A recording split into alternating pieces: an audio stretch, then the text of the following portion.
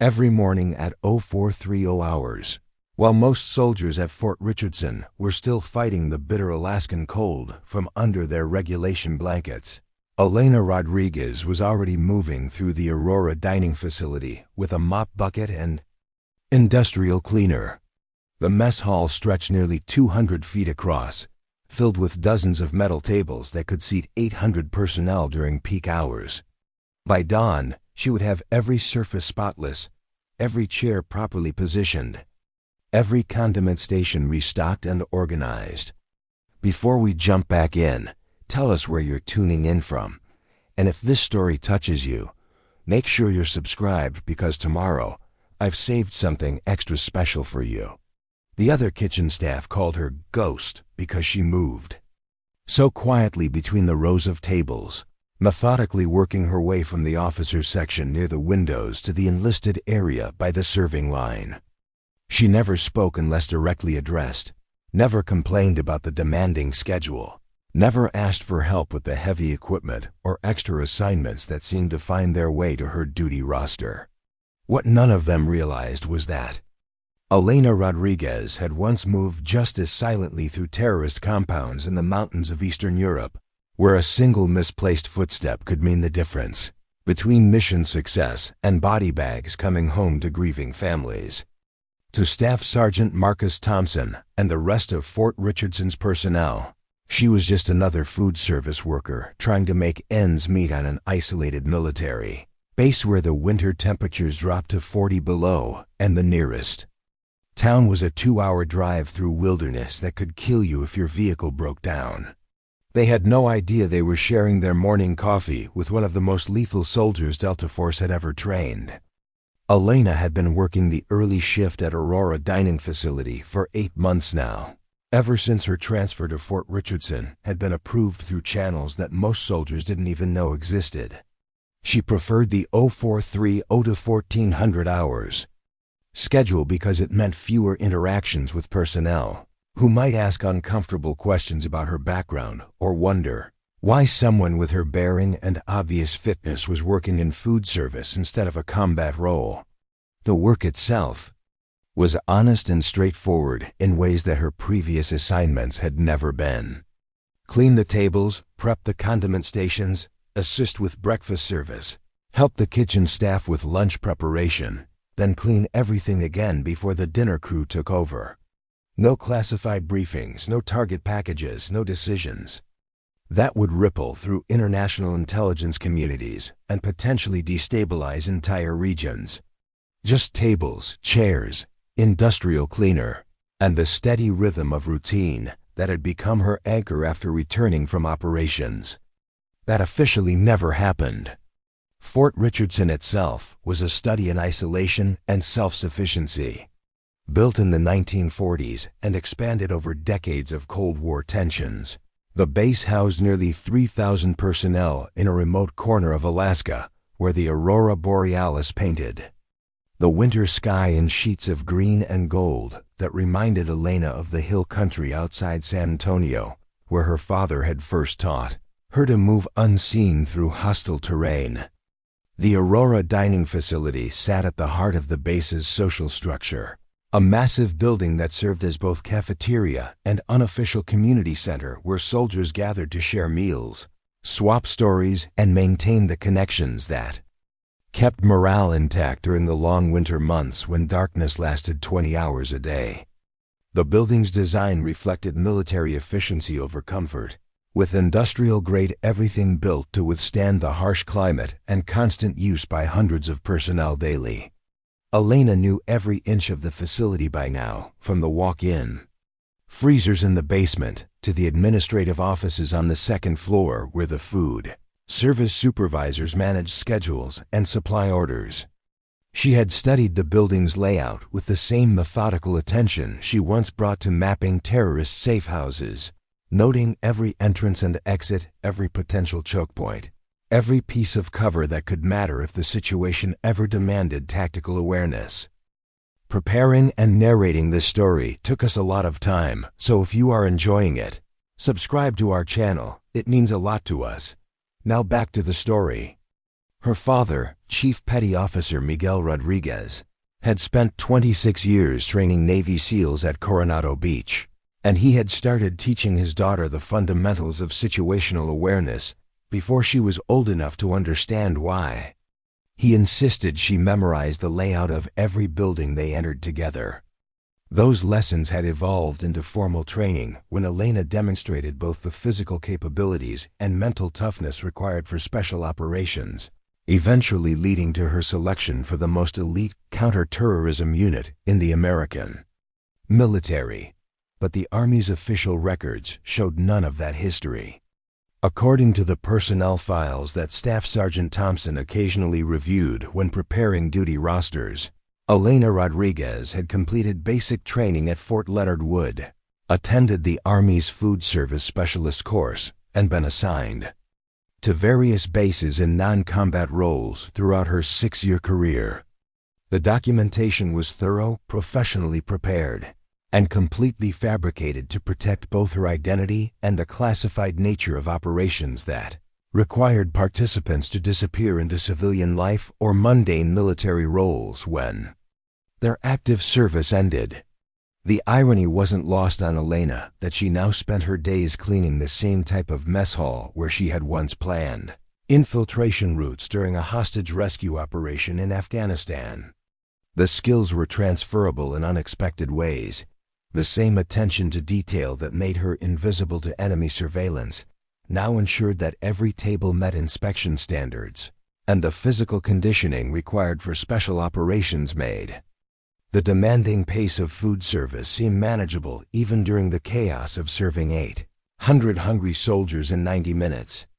Staff Sergeant Thompson treated Elena like any other subordinate in his domain, which meant a combination of professional distance and casual dismissiveness that reflected the natural hierarchy of military food service. Thompson had spent 8 years working his way up from private to his current position as assistant mess hall supervisor, and he took pride in running an efficient operation that met regulatory standards while staying within budget constraints that seemed to shrink every fiscal year. Elena could respect Thompson's competence within his area of expertise, even as she recognized that his understanding of military operations remained limited to the logistics of feeding large numbers of people rather than the broader, strategic implications of military readiness and force projection. He was a good soldier doing important work, but his perspective on Elena's capabilities was necessarily constrained by the cover story that explained her presence at Fort Richardson. The other food service personnel had accepted Elena as a reliable but unremarkable addition to their team. Private Jessica Miller, who worked the serving line during breakfast hours, appreciated Elena's willingness to handle the heavy lifting that came with moving industrial-sized containers of food from storage to preparation areas.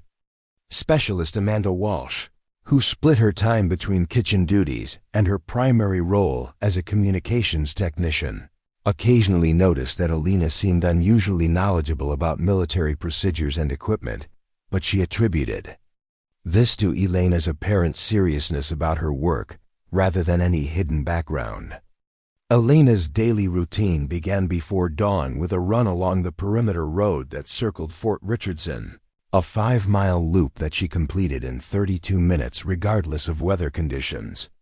The Alaskan winter made outdoor exercise challenging for most personnel, but Elena had trained in environments ranging from desert heat that reached 130 degrees to mountain cold that made Alaska seem temperate by comparison. The morning run served multiple purposes, maintaining the physical conditioning that was essential to her identity, familiarizing herself with the base's security posture and any changes to patrol patterns, and providing time for the mental preparation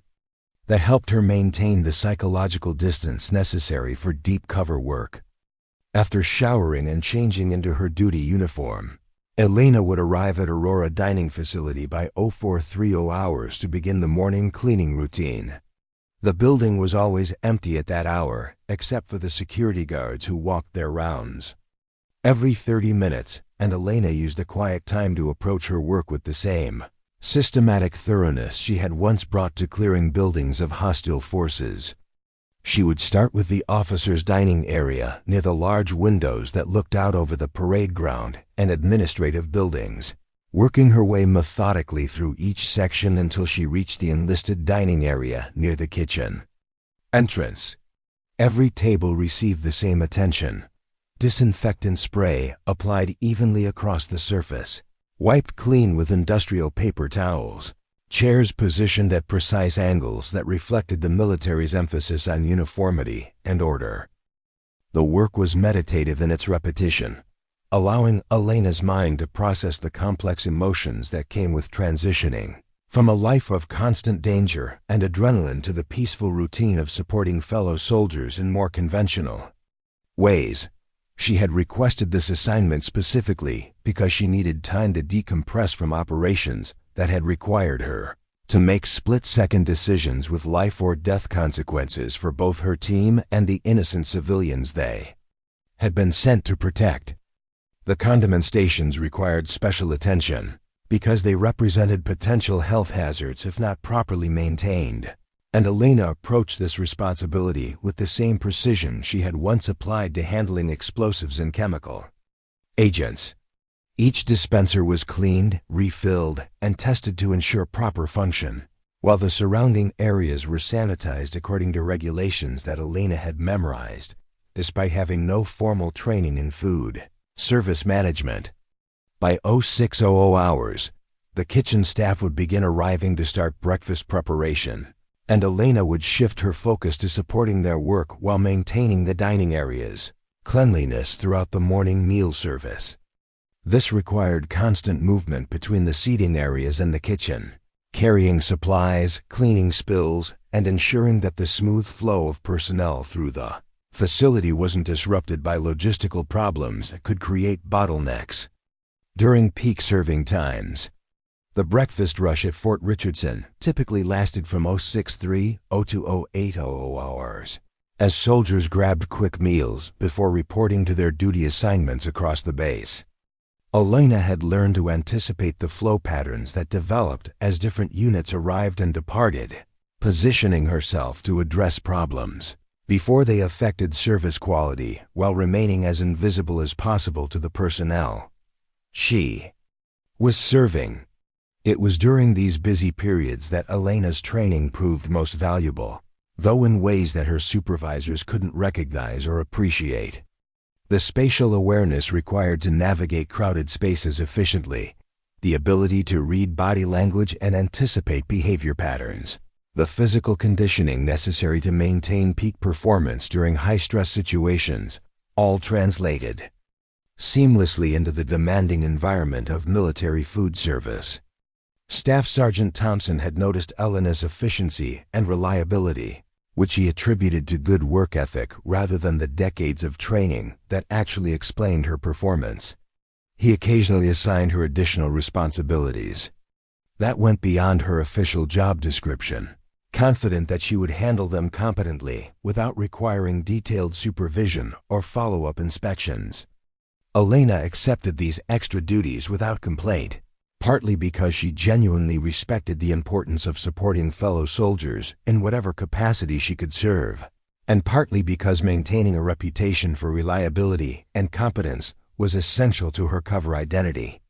The last thing she needed was to draw attention through either exceptional performance that seemed inconsistent with her supposed background, or substandard work that might trigger closer scrutiny of her personnel files. The lunch service began at 1100 hours and typically lasted until 1300 hours, serving personnel from across the base who had different break schedules depending on their assignments and duties. Elena found this period more challenging than breakfast because the longer serving window created more opportunities for problems to develop, and the diverse mix of personnel meant dealing with officers, enlisted soldiers, and civilian contractors, who all had different expectations and communication styles. During the afternoon cleaning period that followed lunch service, Elena had time to observe the social dynamics that played out in the dining facility throughout each day. She could see how the informal hierarchies within different units affected seating patterns and interaction styles, how stress from training exercises or operational requirements influenced behavior and morale, how the isolation of Fort Richardson created both strong unit cohesion and occasional interpersonal conflicts that required careful management.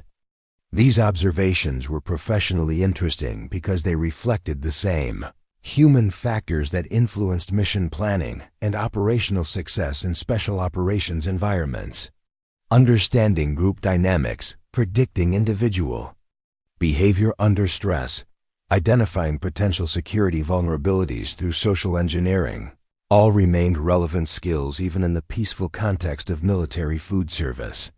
Elena's shift officially ended at 1400 hours, but she typically stayed another 30 minutes to ensure that the evening crew had everything they needed for dinner service.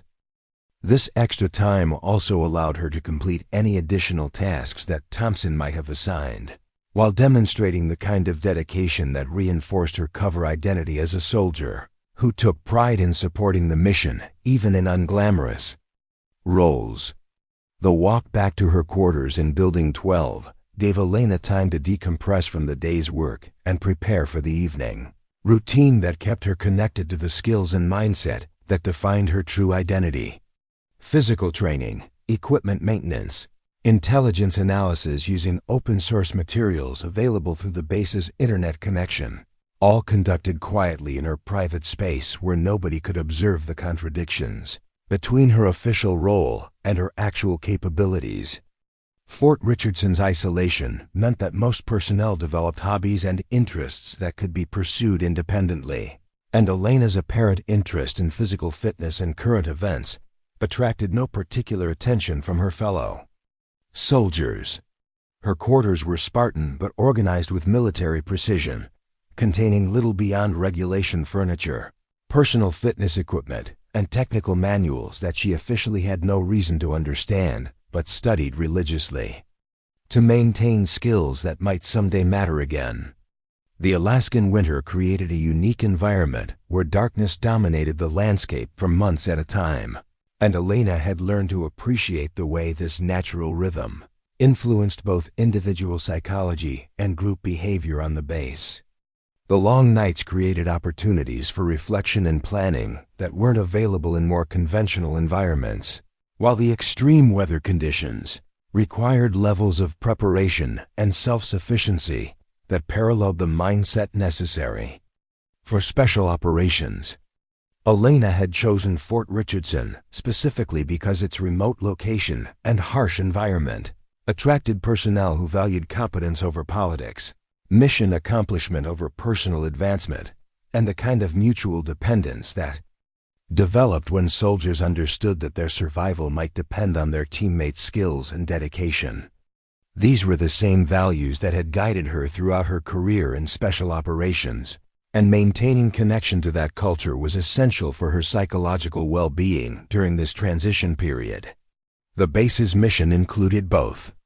traditional military training and specialized cold weather operations that supported American interests in the Arctic region, which meant that Fort Richardson hosted a diverse mix of units with different capabilities and operational requirements.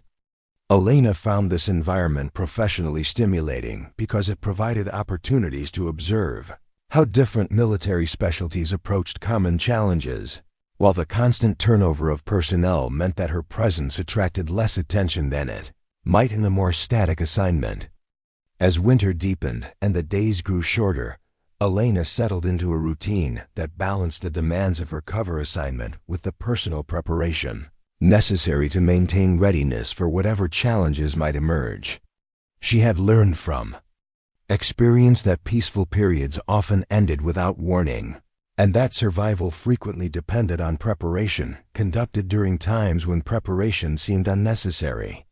The morning runs continued regardless of weather. The equipment maintenance proceeded according to schedules that reflected operational requirements rather than convenience, and the analysis of current events and tactical developments remained a daily discipline that kept her connected to the larger strategic picture that gave meaning to individual actions and decisions. Elena Rodriguez had found peace in the routine of cleaning tables and supporting fellow soldiers in their daily needs. But she remained prepared for the possibility that circumstances might require her to remember skills that officially no longer existed and respond to threats that peaceful environments weren't supposed to contain. Staff Sergeant Marcus Thompson had developed his management philosophy during 8 years of working his way up through the ranks of military food service, and it centered on maintaining clear boundaries between supervisors and subordinates. He believed that familiarity bred contempt, that soldiers performed better when they understood their place in the hierarchy, and that effective leadership required emotional distance from the personnel under his command. Thompson had earned his current position through consistent performance and attention to detail that impressed his superiors, but his understanding of military operations remained firmly rooted in the logistics of feeding large numbers of people, rather than the broader tactical considerations that influenced base security and operational readiness. He was a competent administrator who took pride in running an efficient operation, but his perspective on Elena's capabilities was necessarily limited by the cover story that explained her presence at Fort Richardson. When Thompson addressed Elena during morning briefings or shift changes, he spoke with the casual authority of someone accustomed to giving orders to personnel whose backgrounds he assumed he understood completely. Elena Rodriguez was listed in his files as a food service specialist with 6 years of routine assignments, and Thompson saw no reason to question documentation that appeared thorough and professional. Her efficiency and reliability impressed him, but he attributed these qualities to good work ethic, rather than the decades of training that actually explained her performance. Thompson's treatment of Elena reflected standard military protocol for supervisor-subordinate relationships, which meant maintaining professional distance while ensuring that assigned tasks were completed according to regulations and timelines. He rarely engaged in casual conversation with any of his personnel, preferring to communicate through official channels that reinforced the chain of command and prevented the kind of informal relationships that could compromise discipline and effectiveness. The morning briefings that Thompson conducted for the food service staff typically lasted 15 minutes and covered the day's menu requirements, special dietary considerations for personnel with medical restrictions, supply deliveries that needed to be processed, and any changes to serving schedules that might affect workflow in the kitchen and dining areas. Elena attended these meetings along with the other food service personnel, taking notes on assignments and asking clarifying questions when necessary, but never offering suggestions or insights that might reveal knowledge beyond her supposed area of expertise. Thompson had noticed that Elena seemed unusually well-informed about military procedures and protocols, but he assumed this reflected her apparent seriousness about her work rather than any specialized background that might explain her familiarity with operational terminology and standard practices. Many soldiers developed broader knowledge of military culture through osmosis and personal interest, and Thompson saw no reason to investigate further when Elena's performance consistently met or exceeded his expectations. The daily routine that Thompson supervised included not only meal preparation and service, but also the complex logistics of managing food supplies, maintaining equipment, coordinating with base administration on budget and regulatory issues, and ensuring that health and safety standards were met consistently despite the challenges of serving hundreds of personnel multiple times each day. Elena's role in this operation was significant but not leadership-oriented, which meant that Thompson provided direction and oversight while expecting her to execute assigned tasks without requiring detailed supervision. Elena's response to Thompson's management style was professionally appropriate and personally strategic, reflecting both her respect for legitimate authority and her understanding that maintaining her cover required accepting treatment that would have been unthinkable during her years in special operations. She addressed Thompson as regulations required, followed his instructions without argument or delay, and demonstrated the kind of reliable competence that earned trust and autonomy. Within the constraints of military hierarchy, the relationship between Thompson and Elena was complicated by factors that neither of them fully understood. Because Thompson's assessment of her capabilities was based on incomplete information, while Elena's response to his authority was influenced by operational requirements that she couldn't explain or acknowledge. This created a dynamic where both parties behaved professionally and effectively while operating from fundamentally different understandings of the situation they were managing together. Thompson occasionally assigned Elena responsibilities that went beyond her official job description, partly because he recognized her competence and reliability, and partly because the demanding pace of military food service required flexibility and initiative from all personnel regardless of their specific roles. Elena accepted these additional duties without complaint, understanding that exceptional performance could be as dangerous to her cover as substandard work, but that refusing reasonable requests might trigger closer scrutiny of her background and motivations. The kitchen staff who worked under Thompson's supervision had developed their own informal hierarchy based on experience, competence, and interpersonal relationships that sometimes conflicted with official rank structures, generally supported efficient operations and positive morale. Elena had been accepted into the social system as a reliable but relatively quiet member who contributed to mission accomplishment without creating drama or demanding special attention. Private Jessica Miller, who had worked at Aurora Dining Facility for 14 months before Elena's arrival, appreciated having a colleague who could handle physically demanding tasks without complaining about working conditions or requesting assistance with routine responsibilities. Miller had observed that Elena seemed unusually capable and knowledgeable about military culture, but she attributed these qualities to Elena's apparent dedication to her work rather than any hidden background that might explain her confidence and competence. Specialist Amanda Walsh, whose primary assignment involved communications and intelligence support, but who occasionally worked kitchen duties during high-demand periods, had noticed that Elena demonstrated familiarity with military terminology and procedures that seemed inconsistent with a career limited to food service roles. Walsh's own background in communications had exposed her to enough classified information and operational planning to recognize when someone possessed knowledge that extended beyond their official assignments, but she had no reason to investigate Elena's background more thoroughly. The social dynamics within Thompson's section reflected broader patterns of military culture that emphasized competence, reliability, and mutual support while maintaining respect for rank structure and chain of command. Elena had integrated into this environment successfully by demonstrating consistent performance and professional behavior while avoiding the kind of exceptional achievements or obvious contradictions that might trigger questions about her background and qualifications. Thompson's management approach included regular performance evaluations that assessed both individual contributions and overall section effectiveness, and Elena's evaluations consistently reflected superior performance in technical skills, reliability, and teamwork. Thompson noted in her personnel file that she demonstrated potential for increased responsibilities and possible advancement within food service specialties, recommendations that were professionally appropriate but personally ironic,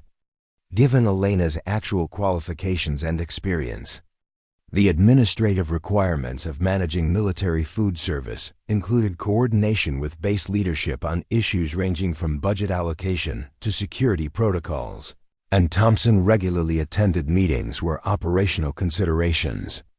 extended beyond his direct area of responsibility. Elena was rarely included in these higher-level discussions, but her position in the dining facility meant that she was often present when sensitive information was discussed by personnel who assumed that food service workers posed no security risks and required no special precautions. Elena's access to operational information through her routine duties provided her with insights into base security posture, unit deployments, training schedules, and personnel movements that would have been valuable intelligence for hostile forces. Seeking to plan attacks or infiltration operations. She maintained this information as part of her professional awareness without actively collecting or analyzing it, understanding that her cover role required accepting exposure to sensitive data while avoiding any actions that might suggest inappropriate interest or unauthorized access. Thompson's relationship with his superiors in the food service chain of command required him to balance competing demands for efficiency, cost control, regulatory compliance, and personnel management while maintaining the high standards that reflected positively on Fort Richardson's overall readiness and effectiveness. Elena's consistent performance helped Thompson meet these requirements without drawing negative attention from higher headquarters or creating problems that might affect his own career advancement and professional reputation. The daily interactions between Thompson and Elena were typically brief and task-oriented, focusing on immediate operational requirements rather than broader professional development or personal relationship building. Thompson provided clear instructions and expected prompt compliance, while Elena responded with competent execution and minimal need for follow-up supervision, creating a working relationship that met both parties' immediate needs while avoiding complications that might arise from deeper involvement or mutual dependence. Elena's acceptance of Thompson's authority reflected her understanding that successful deep cover required adapting to local conditions and social expectations regardless of personal preferences or previous experience with different leadership styles.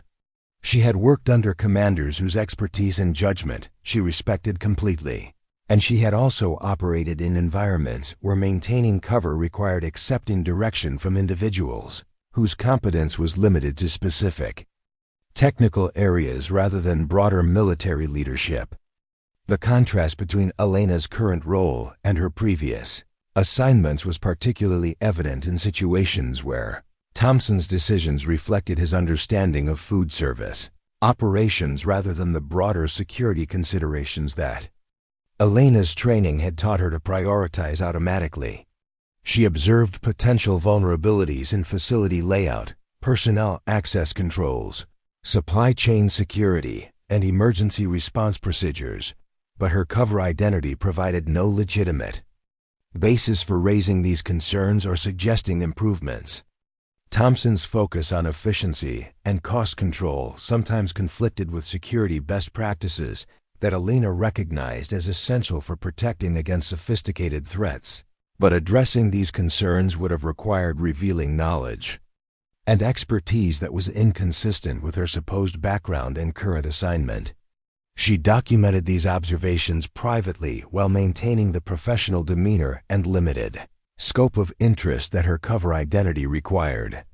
The administrative burden of managing military food service included regular inspections, audit requirements, training compliance, and coordination with multiple base agencies that had oversight responsibilities for different aspects of dining facility operations.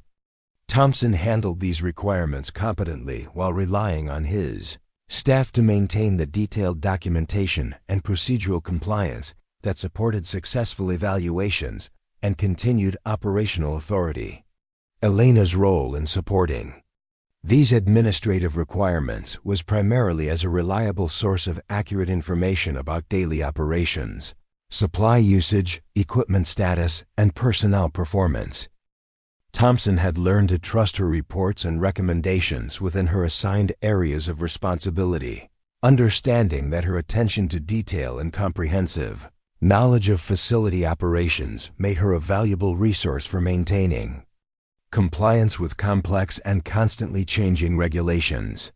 Private First Class Tyler Brooks arrived at Fort Richardson 3 months after Elena's assignment began, and his integration into the Aurora Dining Facility's operations immediately created tension that reflected broader cultural and generational differences within the military's enlisted ranks. Brooks had grown up in Phoenix, Arizona, where his family's comfortable middle-class lifestyle had provided him with educational opportunities and technological advantages that many of his fellow soldiers lacked, and he approached military service with attitudes and expectations that sometimes conflicted with traditional military culture. Brooks possessed genuine technical skills and intellectual capability that made him effective at tasks requiring problem-solving and innovation, but his communication style often reflected a casual arrogance that alienated colleagues and supervisors, who valued humility and team-oriented approaches over individual achievement and self-promotion. His comments about other personnel frequently included subtle dismissals and implied criticisms that created social friction while maintaining enough plausible deniability to avoid formal disciplinary action. Elena became a particular target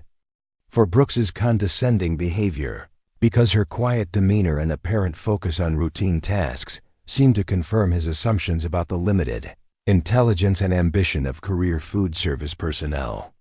Brooks had graduated from Arizona State University with a degree in business administration before enlisting, and he frequently referenced his educational background when discussing his long-term career plans and his temporary assignment to what he considered menial duties beneath his actual qualifications. The dynamic between Brooks and Elena reflected broader tensions within military culture between personnel who viewed their service as professional development toward civilian careers, and those who had committed to military life as a calling that deserved respect regardless of specific assignments or advancement opportunities. Brooks represented a growing demographic of soldiers who brought valuable skills and perspectives to military service, while sometimes struggling to appreciate the institutional knowledge and experience that more traditional military personnel provided. Elena's response to Brooks's behavior was carefully measured to maintain her cover, while avoiding the kind of escalating conflict that might draw unwanted attention from supervisors or create situations where her training and instincts might override her assumed identity. She acknowledged his comments with minimal responses that neither encouraged further interaction nor provided ammunition for more pointed attacks on her competence or value to the section's mission. Brooks's treatment of Elena intensified over time as he interpreted her restrained responses as confirmation that she lacked the intelligence or confidence to defend herself against his implied criticisms. He began making increasingly pointed remarks about the intellectual demands of food service work compared to more technical military specialties, often directing these comments toward Elena while ensuring that other personnel were present to witness what he apparently viewed as harmless entertainment. The social dynamics that developed around Brooks's behavior toward Elena revealed important information about the personalities and values of other personnel in the section. Some soldiers found his comments amusing and began contributing their own observations about Elena's perceived limitations, while others felt uncomfortable with the mean-spirited nature of his attacks, but lacked the social confidence or institutional authority to intervene effectively on Elena's behalf.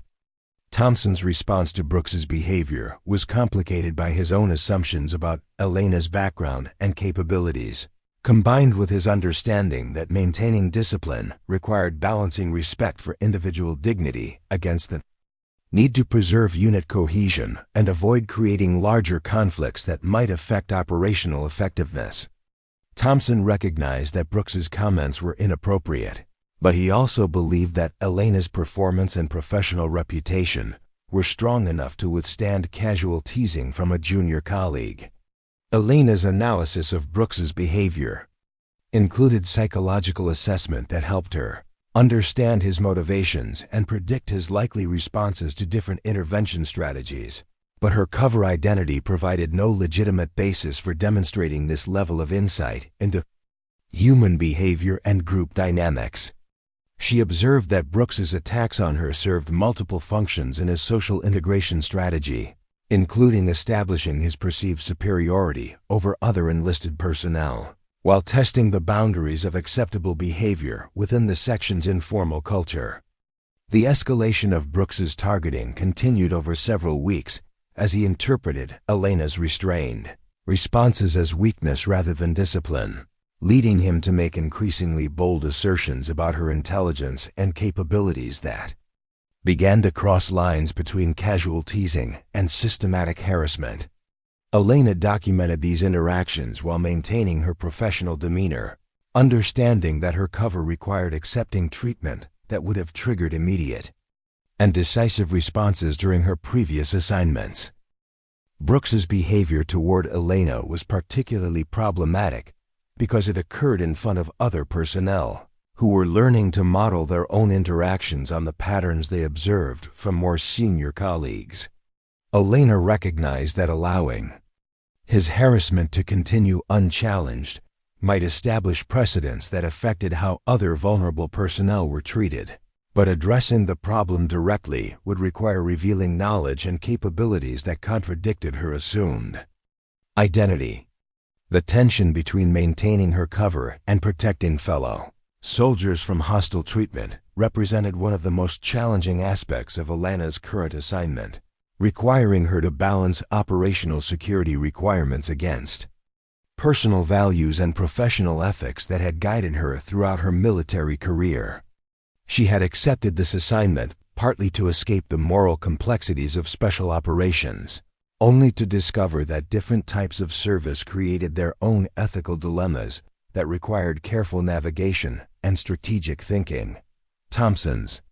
awareness of the developing situation between Brooks and Elena was limited by his focus on operational requirements and his assumption that professional soldiers should be capable of managing interpersonal conflicts without supervisory intervention, unless those conflicts began affecting work performance or unit morale.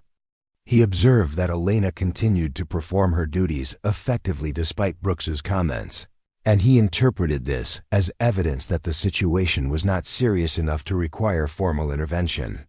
The administrative demands of managing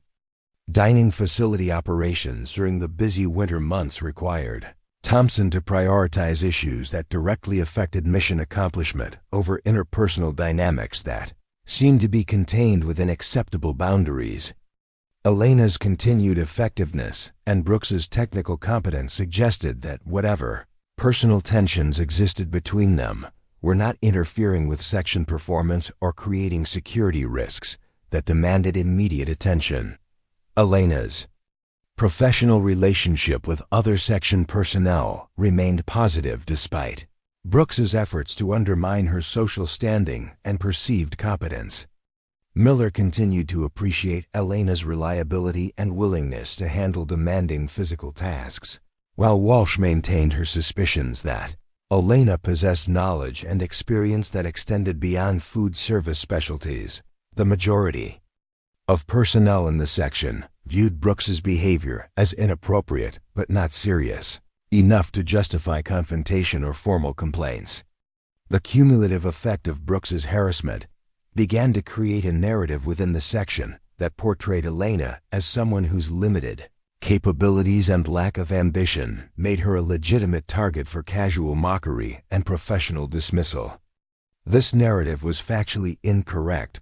but socially powerful because it provided other personnel with a framework for understanding Elena's position in the section's informal hierarchy, while absolving them of responsibility for intervening on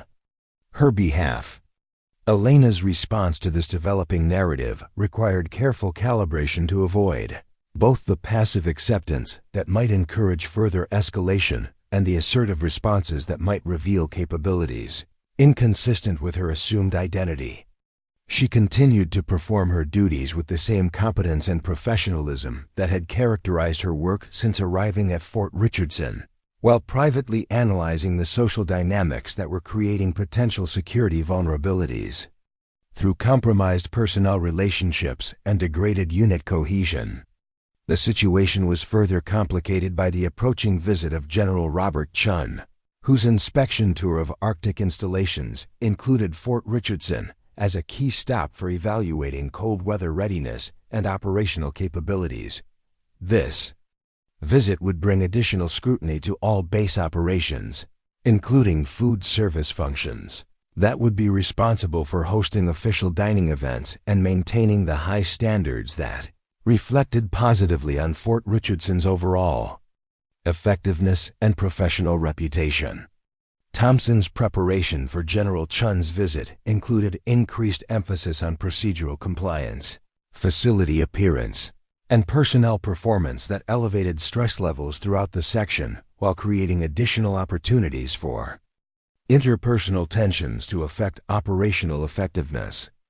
Elena understood that the heightened pressure of the inspection period might trigger escalating conflicts that could compromise both her cover and the section's ability to meet its responsibilities during a critical evaluation period. The convergence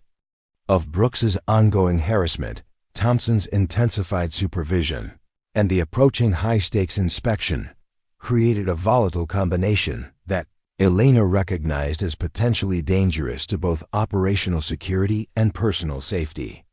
Her training and threat assessment suggested that the developing situation contained multiple variables that could interact unpredictably, particularly if external stressors such as security, incidents, or emergency situations were introduced into an already complex social and professional environment.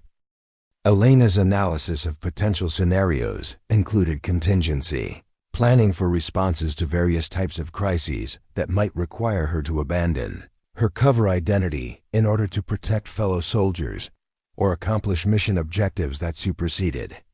operational security requirements.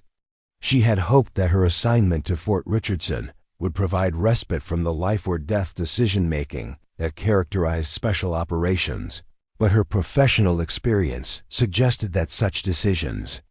had a way of finding soldiers regardless of their current assignments or intentions to avoid dangerous situations. The winter darkness that dominated Fort Richardson during the months leading up to General Chun's visit created psychological pressures that affected entire base population while intensifying interpersonal conflicts and reducing tolerance for stress among personnel who were already dealing with isolation, demanding work schedules, and limited recreational opportunities.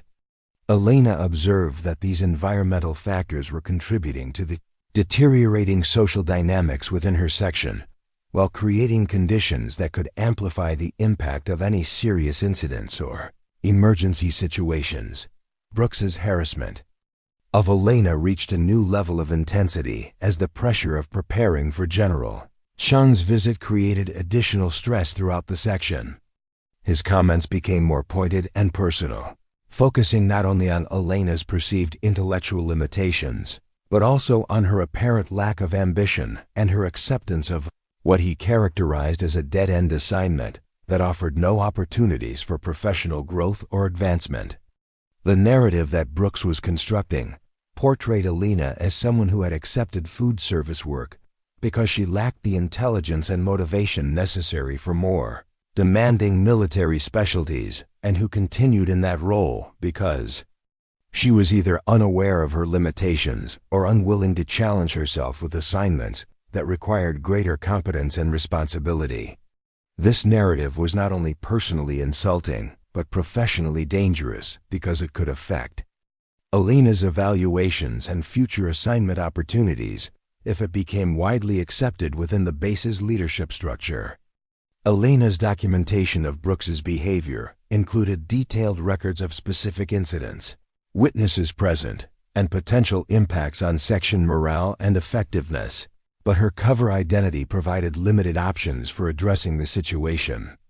through official channels without revealing knowledge and analytical capabilities that would be inconsistent with her supposed background and training. She was particularly concerned that the escalating nature of Brooks's attack suggested psychological instability that might create unpredictable threats to personal and operational security. The approach of General Chun's visit intensified pressure throughout Fort Richardson as units prepared for inspections that would evaluate their readiness, effectiveness, and professional standards according to criteria that could affect funding, mission assignments, and career advancement for personnel at all levels. Elena understood that this pressure would continue building until the visit concluded, creating conditions where minor conflicts could escalate into major problems that affected mission accomplishment and unit cohesion. Thompson's management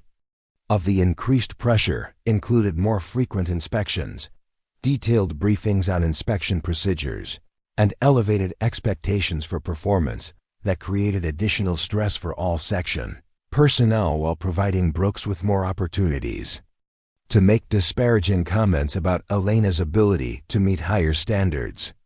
Elena observed that Thompson seemed genuinely concerned about his section's performance during the inspection, but that his focus on procedural compliance was preventing him from recognizing the interpersonal dynamics that might create problems. During the high visibility period, when any conflicts or incidents would receive maximum attention from senior leadership, the winter training schedule at Fort Richardson included cold weather exercises that tested personnel readiness while providing realistic preparation for potential deployment to Arctic environments where survival depended on technical competence, physical conditioning, and unit cohesion under extreme conditions. Elena's participation in these exercises was limited by her food service assignment, but her observation of other units' training revealed potential vulnerabilities in base security and emergency response procedures that concerned her from both professional and personal perspectives. Elena's analysis of Brooks's psychological profile suggested that his harassment behavior reflected deeper insecurities about his own competence and value within military culture, combined with learned patterns of social dominance that he had developed during his civilian education and early military training. Understanding these underlying motivations helped Elena predict his likely responses to different intervention strategies, while also suggesting that his behavior might escalate unpredictably if he perceived threats to his social status or professional standing within the section. The combination of environmental stressors, operational pressures, and interpersonal conflicts was creating a situation that Elena's training identified as potentially explosive, particularly given the presence of weapons, hazardous materials, and critical infrastructure that could be compromised by personnel conflicts or security incidents. She had hoped that her assignment to Fort Richardson would provide stability and predictability, but her professional experience suggested that such conditions were often temporary and that soldiers needed to remain prepared for rapid changes that could require immediate and decisive action to protect lives and accomplish missions. Elena Rodriguez had grown up in the sprawling suburbs of San Antonio, Texas, where her father, Chief Petty Officer Miguel Rodriguez, spent his leave time, teaching his daughter lessons that most children never learned. While other fathers took their kids to baseball games or shopping malls, Miguel would drive Elena into the rugged hill country west of the city, where limestone cliffs and dense cedar forests provided the perfect training ground for skills that he hoped she would never need to use in anger. Miguel had spent 26 years training Navy SEALs at the Naval Special Warfare Center in Coronado, California, and his understanding of human psychology under extreme stress had been shaped by watching thousands of aspiring warriors discover their limits during some of the most demanding training in the world. He had learned to recognize the rare individuals who possessed not only the physical capabilities required for special operations, but also the mental toughness and moral clarity that would allow them to make life or death decisions while maintaining their humanity and ethical foundation. Elena demonstrated these qualities from an early age, showing unusual composure during family camping trips that turned into survival exercises when Miguel would challenge her to navigate back to camp using only natural landmarks or to remain motionless for hours while observing wildlife patterns that taught lessons about patience and environmental awareness. She never complained about the physical discomfort of these exercises, and she never asked why her father considered these skills important enough to dedicate their weekend time to developing them. By the time Elena reached high school, she was capable of moving through dense terrain without leaving tracks, reading weather patterns that allowed her to predict storms hours before they arrived, and maintaining situational awareness that let her detect potential threats or changes in her environment that most adults would never notice. Miguel had also begun teaching her more advanced skills, including basic first aid, wilderness survival techniques, and the fundamentals of tactical thinking that would serve as foundation for potential military training later in her life. Elena's academic performance in high school reflected the same discipline and attention to detail that characterized her outdoor training with Miguel. She maintained a 4.0 grade point average while participating in cross-country running and competitive shooting sports that provided legitimate outlets for developing physical conditioning and marksmanship skills that complemented her father's informal curriculum. Her teachers recognized her as an exceptional student who combined intellectual ability with unusual maturity and focus, though none of them understood the specialized training that explained her remarkable self-discipline and goal-oriented behavior. The decision to pursue military service was something that Elena and Miguel discussed extensively during her junior and senior years of high school, as both of them understood that her capabilities and interests were well suited for special operations, careers that would provide meaningful service while utilizing skills that civilian life rarely demanded. Miguel's connections within the special operations community allowed him to provide Elena with realistic information about the challenges and opportunities available to women in military specialties that had traditionally been closed to female personnel. Elena's enlistment in the Army following high school graduation was strategically planned to position her for eventual selection into special operations units, assuming that she could demonstrate the exceptional performance and leadership potential that such selection required. Miguel had explained that official recognition of her capabilities would depend on her ability to excel within conventional military training programs while maintaining the emotional resilience and tactical mindset that separated special operations personnel from even highly competent conventional soldiers. Basic training at Fort Leonard Wood, Missouri, presented challenges that Elena had anticipated based on her father's descriptions of military culture and training methodologies, but her preparation allowed her to adapt quickly to the physical demands and psychological pressures that eliminated significant percentages of recruits who lacked the background and mental preparation that Miguel's training had provided. Elena's performance during basic training was exemplary, but not exceptional in ways that would draw unwanted attention from drill instructors who were focused on identifying recruits with leadership potential rather than specialized capabilities. The transition from basic training to advanced individual training in military intelligence represented Elena's first exposure to the technical skills and analytical methodologies that would become central to her eventual role in special operations.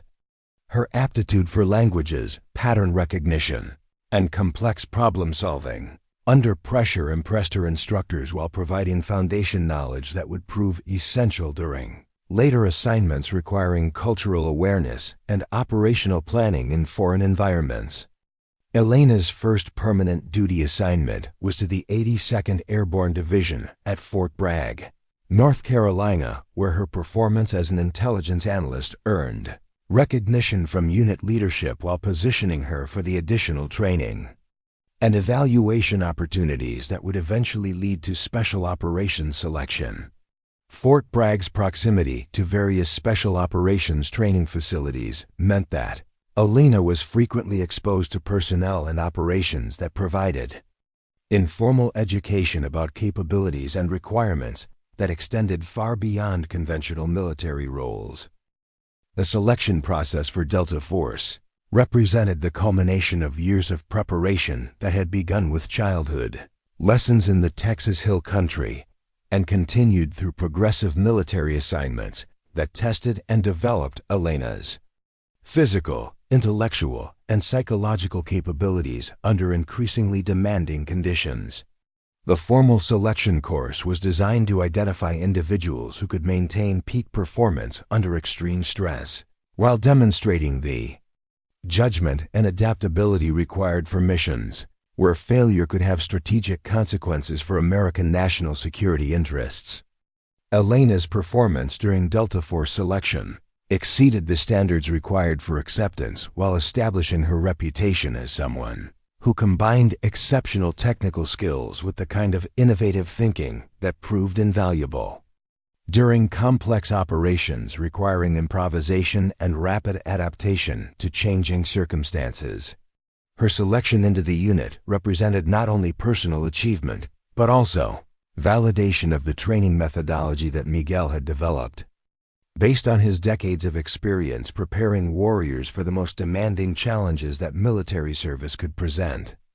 the specialized training that followed Elena's selection into Delta Force included advanced courses in foreign languages. Cultural immersion programs prepared her for operations in multiple geographic regions, technical skills ranging from advanced marksmanship to explosive ordnance disposal, and leadership development that emphasized decision-making under conditions where incomplete information and time pressure created constant uncertainty about optimal courses of action. Elena's first operational deployment took her to Afghanistan, where her unit was tasked with missions that required deep infiltration into hostile territory for the purpose of gathering intelligence and conducting direct action operations against high-value targets whose elimination would disrupt terrorist networks and prevent planned attacks against American interests. The physical and psychological demands of these missions tested every aspect of Elena's training while providing real-world experience that transformed theoretical knowledge into practical expertise that could only be gained through exposure to genuine life-or-death situations. The success of Elena's early missions established her reputation within the special operations community as someone who could be trusted with the most sensitive and dangerous assignments, leading to deployment opportunities that took her to multiple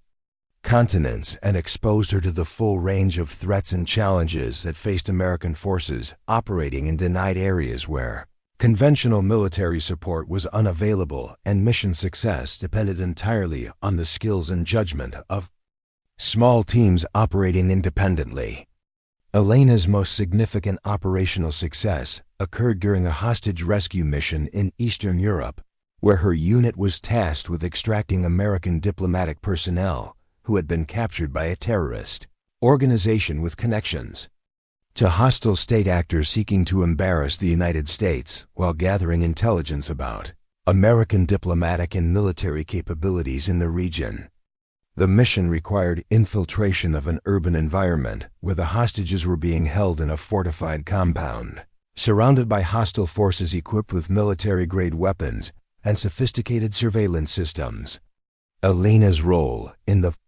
operation involved establishing overwatch positions that provided security for the assault team while engaging enemy forces that threatened to overwhelm the rescue effort or prevent successful extraction of the hostages and assault personnel. Her performance during the mission included elimination of multiple hostile threats at extended ranges under conditions that challenged even her exceptional marksmanship skills, while maintaining communication with assault elements and coordinating with supporting assets that were operating under significant time pressure and tactical constraints. The successful completion of the hostage rescue mission resulted in the safe extraction of all American personnel while eliminating a significant terrorist threat and gathering intelligence that prevented additional planned attacks against American interests. Elena's contribution to the mission's success earned formal recognition from senior military leadership and intelligence officials, though the classified nature of the operation meant that public acknowledgement of her achievements was impossible, and that her heroism would remain known only to a small circle of colleagues and commanders who understood the strategic significance of the mission's success. The psychological impact of Elena's operational experiences began to accumulate over multiple deployments as she witnessed the human cost of international conflicts while making decisions that resulted in the deaths of enemy combatants who were often motivated by political beliefs or economic desperation rather than genuine hatred for American values or interests. Elena's training had prepared her for the technical aspects of combat operations, but the moral complexity of eliminating human targets while protecting innocent civilians created emotional burdens that affected even the most professionally prepared warriors. Elena's request for assignment to non-combat roles reflected her understanding that continued exposure to life or death decision-making was affecting her psychological well-being in ways that could eventually compromise her effectiveness and judgment during future operations. She had witnessed colleagues struggle with post-traumatic stress and moral injury that resulted from accumulated exposure to violence and loss, and she recognized similar symptoms beginning to develop in her own emotional responses to operational stress and civilian life. The transition from special operations to conventional assignments presented unique challenges for Elena because her skills and experience were far beyond what most military positions required, while her psychological need for peaceful service conflicted with institutional pressures to utilize her capabilities in roles that would maximize her value to the military's operational requirements. Elena's preference for assignment to support roles reflected her desire to continue serving her country while avoiding the moral complexities and psychological pressures that had characterized her special operations career. Elena's assignment to food service represented a deliberate choice to contribute to military effectiveness through supporting fellow soldiers in fundamental ways that built morale and maintained readiness without requiring the use of lethal skills that had defined her previous military experience. She understood that many colleagues and superiors would view her assignment preferences as wasteful of valuable training and experience, but her psychological well-being and long-term effectiveness required a period of service that emphasized building and supporting rather than destroying and eliminating. The cover story that explained Elena's presence at Fort Richardson was carefully constructed to provide plausible justification for her assignment, while protecting the classified nature of her previous operations and the strategic value of maintaining her availability for future missions that might require her specialized capabilities. The documentation supporting her food service background was professionally prepared and thoroughly integrated into official personnel systems, but Elena understood that determined investigation could reveal inconsistencies that might compromise both her cover and ongoing operations that depended on maintaining her anonymity.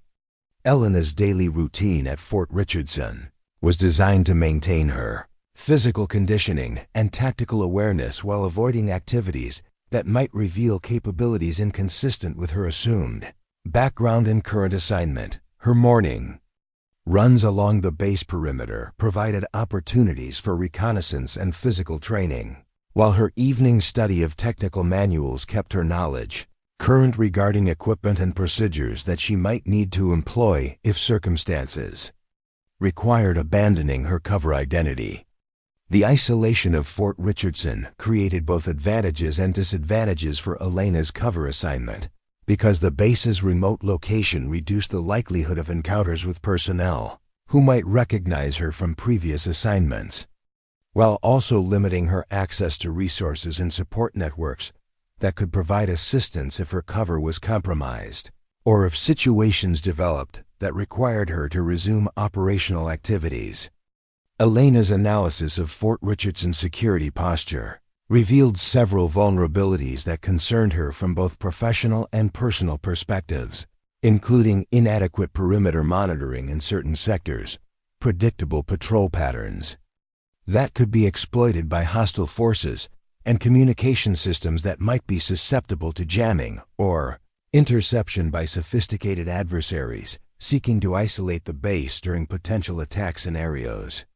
The approaching winter weather at Fort Richardson created additional security considerations because reduced visibility and extreme cold would affect both defensive capabilities and potential threat approaches, while the isolation caused by winter conditions would delay outside assistance in emergency situations and place Additional demands on base personnel who might be required to respond to multiple types of crises simultaneously. Elena's integration into the social environment at Aurora Dining Facility required careful balance between maintaining professional relationships that supported her cover story and avoiding personal connections that might create complications. If circumstances required her to abandon her current identity or resume operational activities that would be inconsistent with her food service background. The presence of personnel like Amanda Walsh, whose communications background provided her with knowledge of military operations and security procedures, represented potential risks to Elena's cover because Walsh possessed the experience and access necessary to investigate inconsistencies in Elena's background if she became sufficiently suspicious about Elena's true qualifications and experience. Elena's relationship with her father Miguel remained an important source of emotional support and professional guidance, though their communication was necessarily limited by operational security requirements that protected both Elena's cover assignment and ongoing special operations that might be compromised by unauthorized disclosure of her location or current activities. The training that Miguel had provided during Elena's childhood continued to influence her approach to daily challenges and long-term planning, because the fundamental principles of situational awareness, tactical thinking, and psychological preparation remained relevant regardless of her specific assignment or operational requirements. Elena's commitment to serving her country had not diminished despite her transition from special operations to support roles, but her understanding of effective service had evolved to encompass contributions that built strength and capability, rather than eliminating threats through violent means. The skills that Elena had developed during her special operations career remained sharp despite her current assignment, because maintaining readiness was both a professional obligation and a psychological necessity that provided continuity between her past achievements and potential future requirements. Elena's analysis of potential scenarios that might require her to abandon her cover included consideration of terrorist attacks, natural disasters, foreign intelligence operations, and other threats that could affect Fort Richardson's security and operational capability, while creating situations where her specialized skills might prove essential for protecting fellow soldiers and accomplishing mission objectives. The winter months at Fort Richardson provided Elena with time for reflection and planning that helped her process the psychological impact of her previous assignments while preparing for potential future challenges that might test her ability to balance operational security requirements against personal values and professional ethics. Elena's hope that her assignment to Fort Richardson would provide respite from the life or death decision-making that had characterized her special operations career was tempered by her understanding that such decisions had a way of finding soldiers, regardless of their current assignments or intentions, to avoid dangerous situations. The combination of Elena's specialized training, current assignment requirements, and evolving security environment at Fort Richardson was creating conditions where her two identities might eventually come into conflict, forcing her to choose between maintaining her cover and protecting fellow soldiers who had no idea that their quiet colleague possessed capabilities that could prove essential for their survival in situations that peaceful environments weren't supposed to contain. Private First Class Tyler Brooks had developed an increasingly bold pattern of targeting Elena during the weeks leading up to General Chun's scheduled inspection, and his comments had evolved from casual dismissiveness to pointed personal attacks that seemed designed to establish his social dominance while undermining Elena's standing within the section. Brooks appeared to interpret Elena's consistent non-response as confirmation of his superiority, leading him to escalate his behavior in ways that created tension throughout the Aurora Dining Facility staff and began affecting the professional atmosphere that Staff Sergeant Thompson was trying to maintain during the high-pressure inspection preparation period. The morning briefing on November 15th marked a turning point in Brooks's campaign against Elena when he decided to make his most direct and public challenge yet to her competence and value as a member of the food service team. Thompson had just finished explaining the additional cleaning requirements and service protocols that would be necessary during General Chun's visit when Brooks raised his hand with an expression that suggested he was about to contribute something important to the discussion. Thompson acknowledged Brooks with a nod, expecting a legitimate question about duty assignments or procedural requirements, but instead Brooks launched into what amounted to a public humiliation attempt that caught everyone in the room off guard with its brazen cruelty and obvious intent to embarrass Elena in front of her colleagues and supervisors. Brooks began by questioning whether Elena possessed the intellectual capacity to handle the increased responsibilities that would come with serving distinguished visitors, suggesting that her apparent confusion during previous high-visibility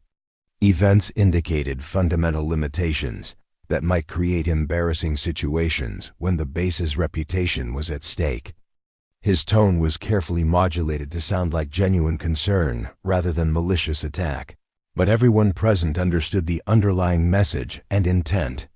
The attack continued as Brooks referenced specific incidents that he claimed demonstrated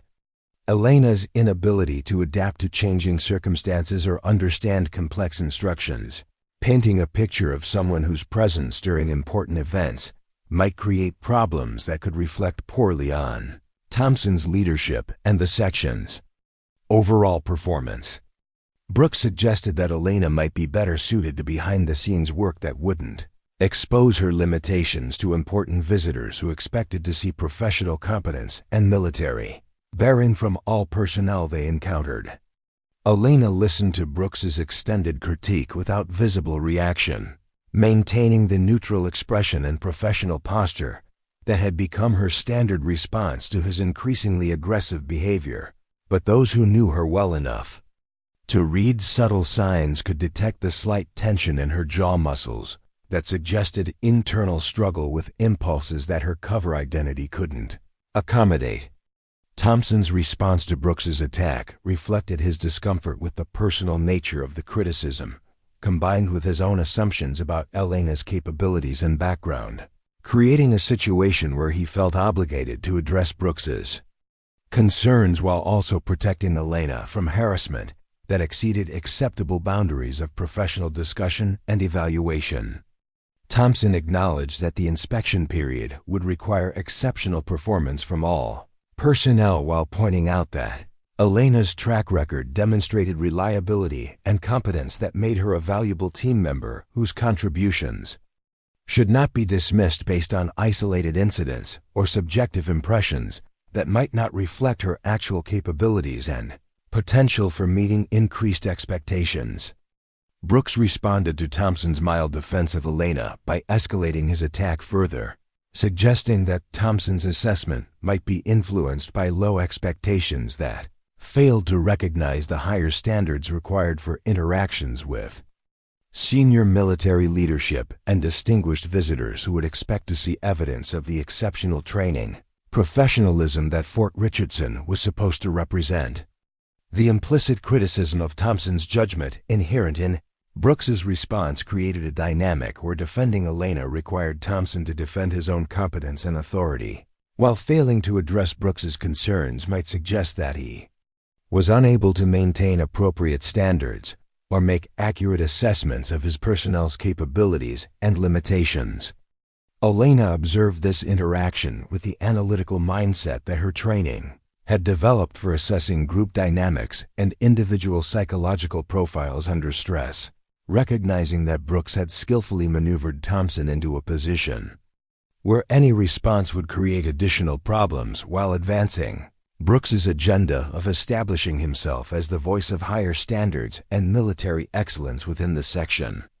The other personnel present during this exchange found themselves in an uncomfortable position where remaining silent might be interpreted as agreement with Brooks's assessment, while speaking up in Elena's defense might create conflict with someone who had positioned himself as an advocate for maintaining high standards and professional excellence during a critical evaluation period. Amanda Walsh was the first to break the uncomfortable silence that followed Brooks's challenge to Thompson's judgment, and her intervention demonstrated both moral courage and tactical awareness that Elena recognized as evidence of Walsh's own background in military operations that extended beyond routine food service duties and administrative responsibilities. Walsh addressed Brooks directly, pointing out that his focus on Elena's supposed limitations seemed disproportionate to any actual problems that had occurred during her 8 months of service at Fort Richardson, and that his characterization of her performance was inconsistent with the documented evidence of her reliability and effectiveness in meeting assigned responsibilities and supporting section operations. Walsh's defense of Elena was professionally articulated and factually grounded, but it also revealed her observational skills and analytical capabilities in ways that suggested she possessed experience with personnel evaluation and conflict resolution. That went beyond what most food service specialists would typically develop during routine military assignments.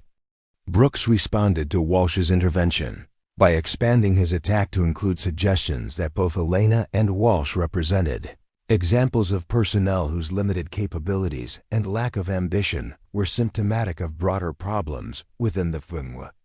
military standards for recruitment and assignment to positions that required genuine competence and professional commitment rather than mere compliance with minimum requirements. The escalation from personal attack on Elena to broader criticism of military standards and personnel policies represented a significant overreach that revealed Brooks's underlying arrogance and contempt for colleagues whom he viewed as inferior to himself based on educational background and civilian achievements that he believed made him naturally superior to career military personnel who lacked his academic credentials and professional aspirations. Thompson's response to Brooks's expanded attack demonstrated his recognition that the situation had moved beyond acceptable boundaries of professional discussion and into territory that threatened section cohesion and disciplinary standards that he was responsible for maintaining, regardless of his personal opinions about individual personnel capabilities and performance levels. Thompson addressed Brooks with official authority that made clear his expectation that further personal attacks on section personnel would not be tolerated, while also acknowledging the importance of maintaining high standards during the inspection period and ensuring that all personnel understood their responsibilities for representing Fort Richardson's professionalism and competence during interactions with distinguished visitors.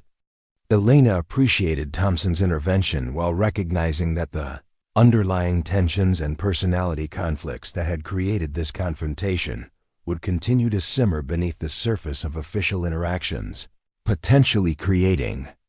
additional problems during the high-stress period, when any interpersonal conflicts or performance issues would receive amplified attention from base leadership and visiting officials. The aftermath of the morning briefing confrontation created a social dynamic within the section where personnel began choosing sides based on their assessments of Brooks's character and motivations, Elena's actual performance and value as a colleague, and their own comfort levels with conflict and confrontation in professional environments that were supposed to emphasize teamwork and mutual support. Private Jessica Miller approached Elena after the briefing to express her disagreement with Brooks's characterization and her appreciation for Elena's consistent professionalism and reliability, but Miller's support was offered privately rather than publicly because she lacked the confidence and institutional authority necessary to challenge Brooks directly during official meetings or group discussions. Elena's response to Miller's private support was gracious but measured, acknowledging her appreciation while avoiding any comments that might escalate conflicts or create additional problems for personnel who were trying to navigate between competing loyalties and conflicting pressures during an already stressful period of preparation for high-visibility evaluation.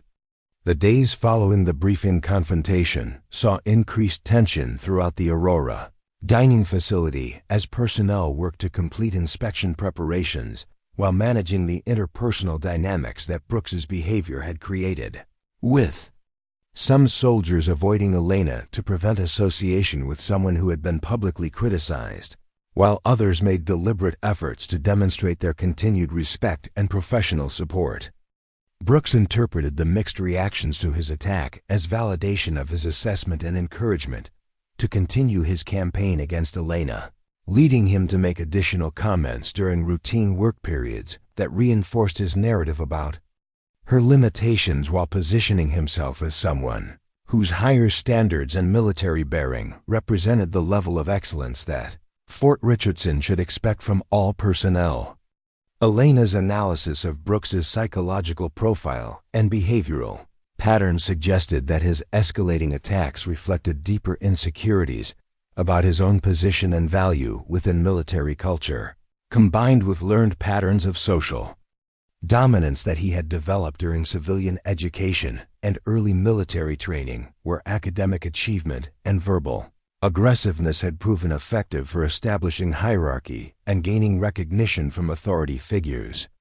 The approaching inspection created additional pressure that Elena recognized as potentially explosive when combined with the existing interpersonal conflicts and Brooks's apparent psychological instability, because high-stress situations often triggered unpredictable responses from individuals whose emotional regulation was compromised by underlying personality disorders or unresolved psychological trauma. Elena's professional experience with personnel assessment and threat evaluation suggested that Brooks represented a potential security risk that extended beyond interpersonal harassment, because his demonstrated willingness to undermine unit cohesion and challenge authority structures indicated psychological patterns that could manifest in more dangerous ways if he perceived threats to his status or if external stressors created conditions where his behavior became completely unrestrained. The irony of Elena's situation was not lost on her as she found herself conducting threat assessments and developing contingency plans for managing potential security incidents involving personnel conflicts, when her official assignment was supposed to provide respite from the tactical thinking and operational planning that had characterized her special operations career and created the psychological pressures that led to her request for non-combat roles.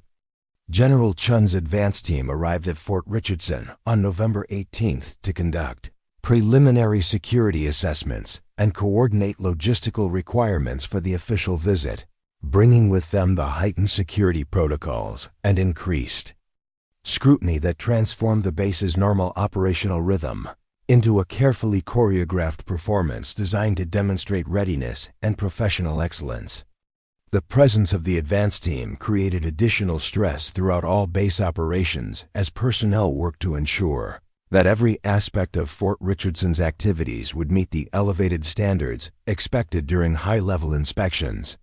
while also maintaining normal operational requirements that couldn't be suspended or modified without affecting readiness and mission capability. Elena observed the security preparations with professional interest that her cover identity couldn't acknowledge, noting both the thoroughness of the protective measures and the potential vulnerabilities that remained due to the base's remote location and limited resources for managing complex security scenarios that might involve multiple simultaneous threats or sophisticated adversaries with advanced capabilities and detailed intelligence about Fort Richardson's defensive weaknesses. The security briefings that Thompson attended as part of the inspection preparation included information about potential threats and protective measures that he shared with section personnel, according to protocols that balanced operational security requirements against the need to ensure that all personnel understood their responsibilities for supporting the Distinguished Visitor Program and maintaining appropriate security awareness during periods of elevated risk. Elena's access to security information through routine briefings and her position within the dining facility provided her with insights into base defensive posture and emergency response procedures that would have represented valuable intelligence for hostile forces seeking to plan attacks or infiltration operations. But her cover role required accepting this exposure while avoiding any actions that might suggest inappropriate interest or unauthorized analysis of sensitive operational information. The final week of preparation before General Chun's arrival saw Brooks's behavior toward Elena reach new levels of boldness and cruelty as he apparently decided that the inspection period provided him with perfect cover for escalating his attacks. Under the guise of ensuring that all personnel met appropriate standards for interactions with distinguished visitors and senior military leadership. Brooks's campaign against Elena during this critical period included public questioning of her ability to understand complex serving protocols, suggestions that her presence during official dining events might create embarrassing situations that could reflect poorly on Fort Richardson's professionalism, and recommendations that she be assigned to behind-the-scenes duties that would minimize her visibility and potential for creating problems during high-stakes interactions. The cumulative effect of Brooks's sustained attacks had begun to create a narrative within the section and throughout other base personnel who had heard his criticisms that Elena represented a weak link, whose limitations and lack of professional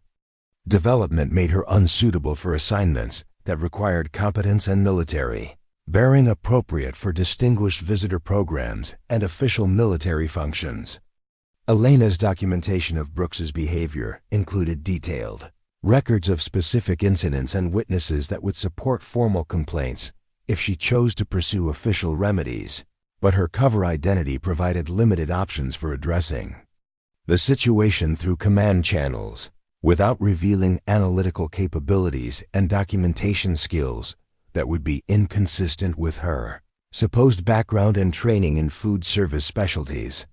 The psychological pressure of maintaining her cover while enduring systematic harassment was testing Elena's emotional resilience in ways that her special operations training had not specifically prepared her for, because the techniques for managing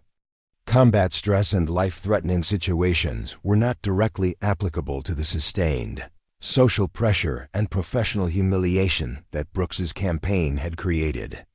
Elena's evening communications with her father Miguel provided essential emotional support and professional guidance for managing the complex situation that was developing at Fort Richardson, though their conversations were necessarily limited by operational security requirements that protected both Elena's cover assignment and ongoing special operations that might be compromised by unauthorized disclosure of her location or current activities. Miguel's advice emphasized the importance of maintaining psychological equilibrium and tactical awareness while avoiding responses that might compromise Elena's cover or create additional security risks, but he also acknowledged that the situation appeared to be escalating toward potential crisis points that might require Elena to abandon her peaceful assignment and resume operational activities that would be inconsistent with her food service background. The winter weather at Fort Richardson had intensified during the final weeks before General Chun's visit, creating additional challenges for security operations and emergency response capabilities, while also limiting transportation options and communication systems that might be essential for managing crisis situations or requesting outside assistance during potential incidents or attacks.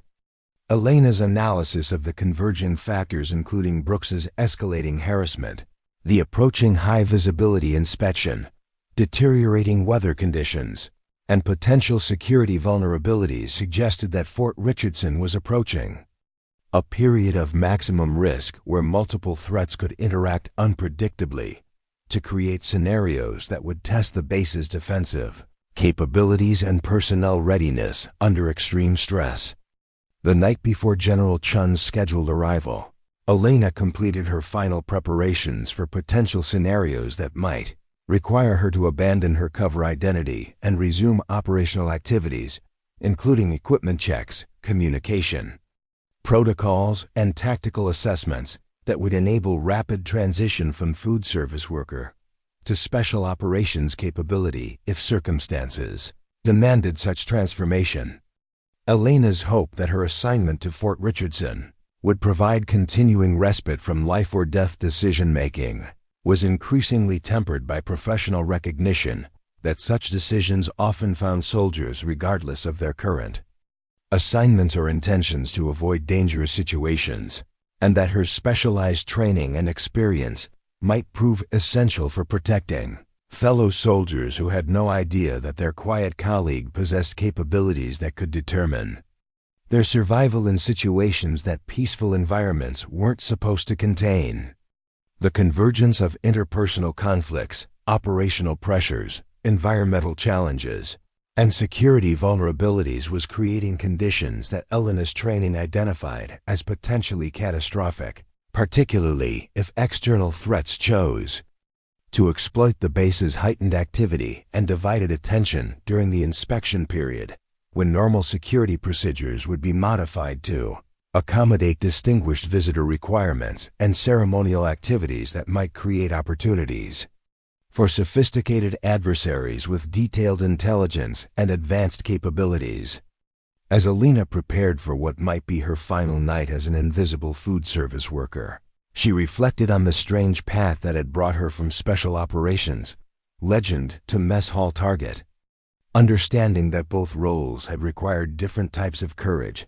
and that tomorrow might demand she discover whether the transition from warrior to peacekeeper was truly permanent or simply another phase in a career dedicated to serving her country in whatever capacity circumstances required. Up next, you've got 2 more standout stories right on your screen.